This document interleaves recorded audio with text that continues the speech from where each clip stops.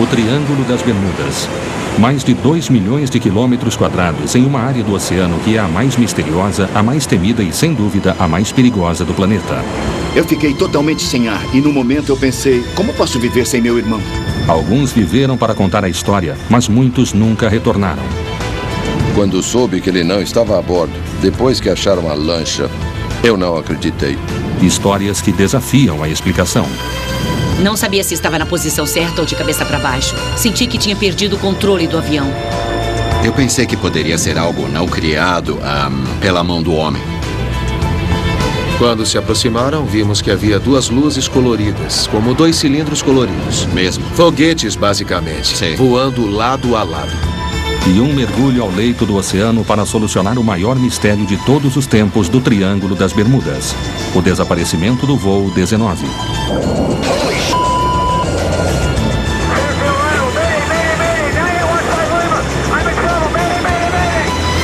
De volta ao Triângulo das Bermudas.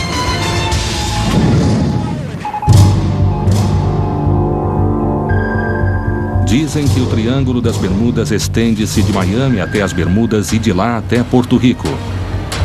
Mas exatamente por que centenas de pessoas desapareceram ali ainda é um mistério. Olha, posso falar em falha mecânica, em mudança climática anômala, até mesmo erro humano, certo? Em 99% vou dizer que é isso, ciência, tá?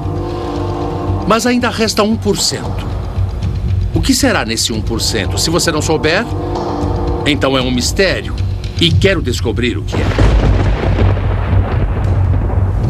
Pela minha experiência ao longo dos anos, há explicações físicas racionais para quase tudo que ocorre. Não há nada sobrenatural acontecendo aqui.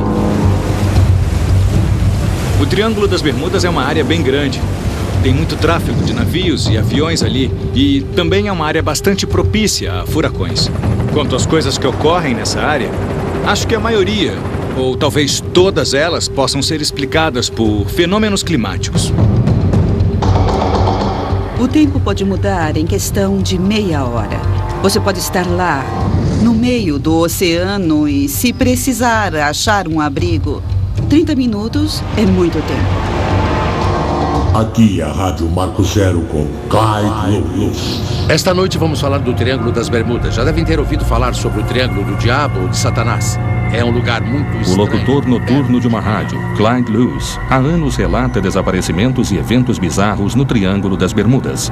Ele acredita que haja uma grande força sobrenatural trabalhando lá. Nós sabemos que gases fosforescentes saem do oceano. Sabemos que tudo isso acontece, mas o que não levamos em conta é que o planeta é eletromagneticamente guiado. Em alguns lugares, você consegue até sentir a força. Há regiões neste planeta que, se o magnetismo ocorrer na frequência certa e no espaço e tempo certos, alguma coisa vai abrir e, se você estiver lá, poderá atravessar e talvez não consiga mais voltar. Isn't this great? No, if anything's gonna happen, oh, it's gonna happen out here. That's right. Um dos eventos mais misteriosos aconteceu com Paul Vince, quando ele partiu de Palm Beach para as Bahamas.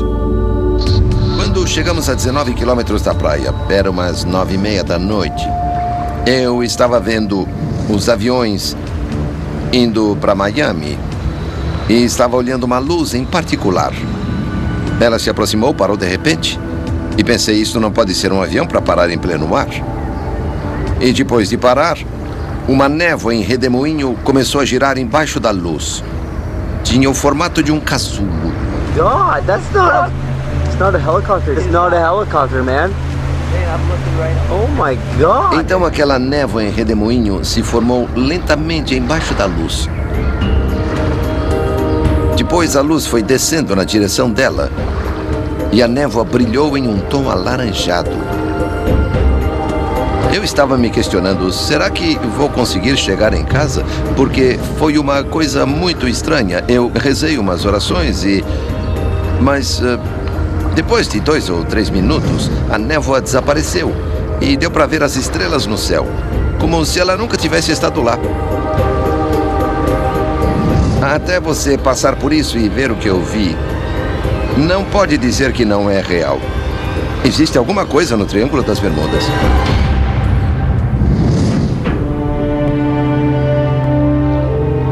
De todos os mistérios sobre o Triângulo das Bermudas, o desaparecimento do voo 19 é o mais famoso.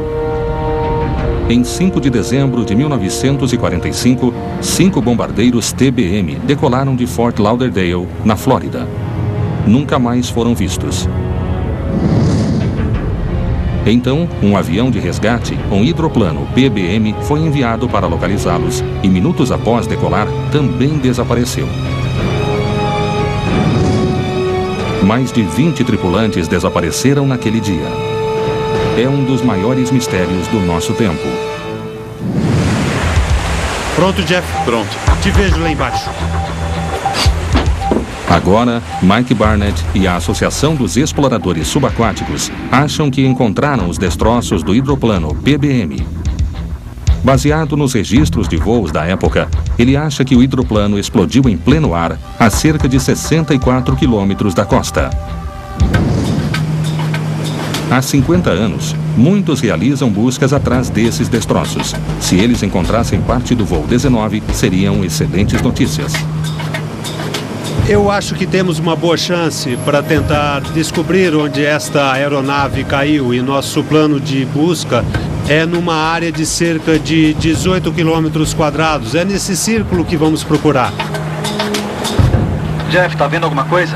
Passamos por uma coisa aqui que tem uma certa saliência. Vamos passar no local mais vezes para ver o que aparece. Entendido. Fique aqui, Jeff. Tá vendo como se destaca? Vê os peixes em cima? É, são destroços aí. Esse é um bom sinal. É o melhor que já captamos. Com certeza tem alguma coisa aí. Não sei o que é ainda.